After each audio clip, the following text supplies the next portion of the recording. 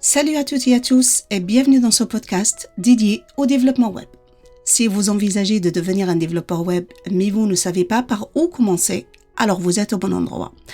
Dans ce podcast, je vous donnerai les clés pour comprendre les fondamentaux du métier de développeur web et les technologies les plus utilisées. Donc, il est important de savoir tout d'abord ce que fait un développeur web. Un développeur web, tout simplement, conçoit, développe et maintient des sites et applications web.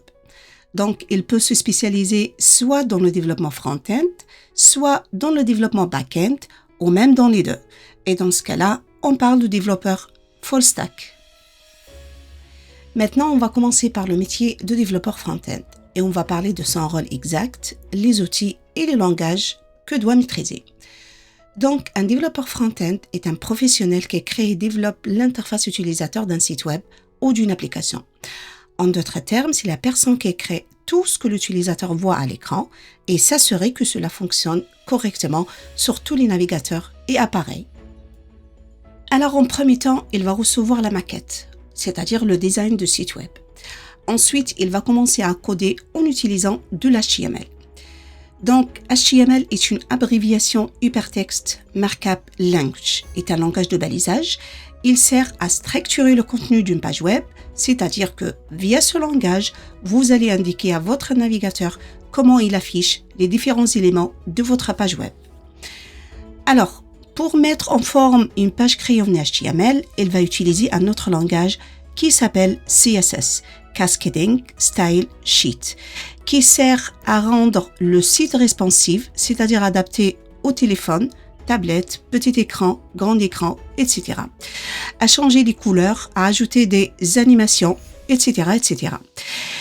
Donc, il va utiliser de JavaScript afin de rendre la page web interactive et dynamique directement de le navigateur de l'utilisateur. Par exemple, modifier de contenu sans recharger la page, valider des formulaires et afficher ou masquer des éléments, etc.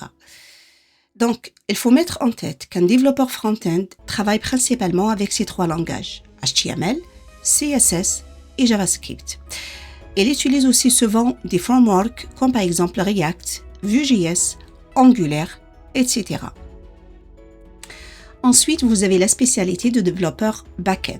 Donc, un développeur back-end est un professionnel chargé de développer la partie invisible d'un site web ou d'une application. Alors, il crée et maintient tout ce qui se passe derrière les coulisses, comme le traitement de requêtes par exemple, lorsqu'un utilisateur se connecte ou envoie un formulaire.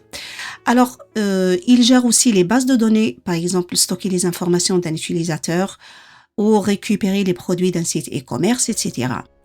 Alors, c'est lui qui assure la sécurité d'un site web ou d'une application, par exemple la protection contre les cyberattaques et la gestion des authentifications.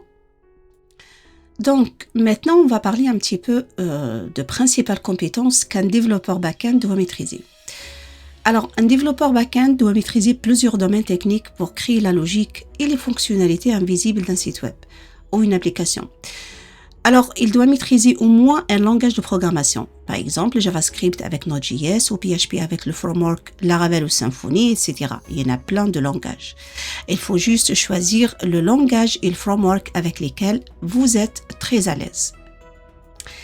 Donc, un développeur back-end doit maîtriser aussi au moins un langage de base de données pour pouvoir créer, gérer, interroger et modifier des bases de données. Donc, le plus connu s'appelle SQL. Langage de requête structurée. Donc, SQL, c'est le langage standard utilisé pour les bases de données relationnelles, comme MySQL, SQL Server, PostgreSQL, etc. Donc, il y a des outils de développement essentiels que doit maîtriser un développeur front-end ou un développeur back-end, comme par exemple Git et GitHub. Alors, la différence entre Git et GitHub, c'est que Git est un logiciel de gestion de version. Il s'installe sur votre ordinateur, il permet de suivre les modifications de votre code, de revenir en arrière, de créer des branches, etc. Alors Git, il fonctionne en local sans connexion Internet. Mais par contre, GitHub est une plateforme en ligne qui héberge des dépôts Git. Elle permet tout simplement de partager, collaborer et sauvegarder votre code sur Internet, ce qui vous permet de travailler tranquillement en équipe. Vous avez aussi GitLab et Bitbucket qui sont alternatives à GitHub. Donc, vous utilisez GitHub, GitLab ou Bitbucket, c'est la même chose. Maintenant, on va parler un petit peu de développeur full stack. Alors, un développeur full stack est un développeur qui maîtrise à la fois le front-end et le back-end d'un site ou une application web. Donc, vous n'êtes pas obligé d'être soit un développeur front-end, soit un développeur back-end, alors que vous pouvez être un développeur full stack. Vous savez que le domaine de développement évolue constamment et pour rester à jour, il faut suivre des cours et des formations en ligne, par exemple sur la plateforme Udemy, sur Open Classroom, sur Coursera. Et il y a aussi une autre plateforme gratuite d'apprentissage, elle est super bien, elle s'appelle FreeCodeCamp. Pour rester à jour aussi, vous pouvez participer à des conférences, à des forums pour échanger avec d'autres développeurs, etc. Alors moi, personnellement, je vous recommande de développer des projets personnels pour mettre en pratique ce que vous apprenez tous les jours. Par exemple, créer un site web simple, comme portfolio par exemple, ou une application mobile. Parce qu'on assimile bien les choses qu'avec la répétition et la pratique. Alors, généralement, le métier de développeur vous permet de travailler dans une entreprise de développement logiciel, comme il vous permet de travailler de manière autonome. Ça veut dire que vous pouvez vous lancer en tant que développeur freelance et travailler sur des projets pour des clients.